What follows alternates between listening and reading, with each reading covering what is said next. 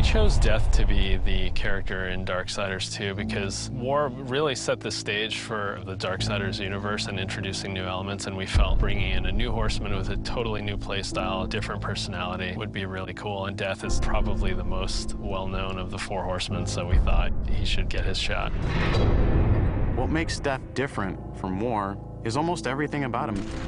The way he expresses himself, the way he talks. I have an offer in mind. The way he handles business on the battlefield, and the way that he gets around. It's much more feral, more animal-like. War is very much like a force meets force, a very head-on, steadfast, loyal-bound soldier. Death is much more of a calculated, elegant fighter, a chilling opponent on the battlefield.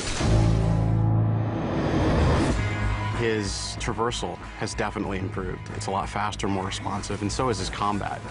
His weapon is more interesting. He can dual wield or wield a single heavy weapon, depending on your playstyle. Death's primary weapon is a scythe. It's kind of a unique one. It's sort of a multi-purpose Swiss Army scythe, and he can use it with two different blades. He can attach it together to form the more traditional Reaper scythe. He can use it as a polearm. Of course, he doesn't stop that. He'll pretty much use any weapon that's made available.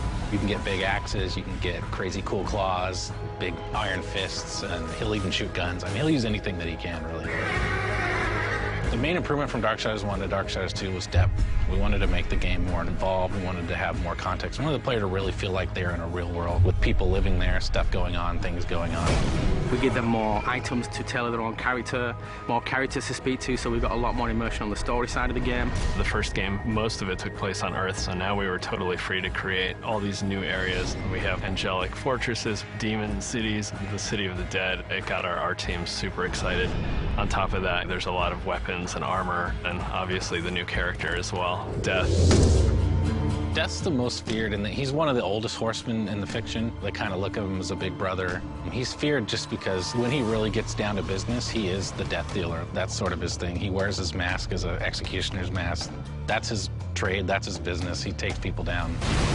He doesn't wait for things to happen, he causes them to happen. So it's a much more aggressive style of game and a more aggressive character. I mean, I guess it's all wrapped up in his name, right? War implies some conflict, but Death's the final end. Who doesn't fear that?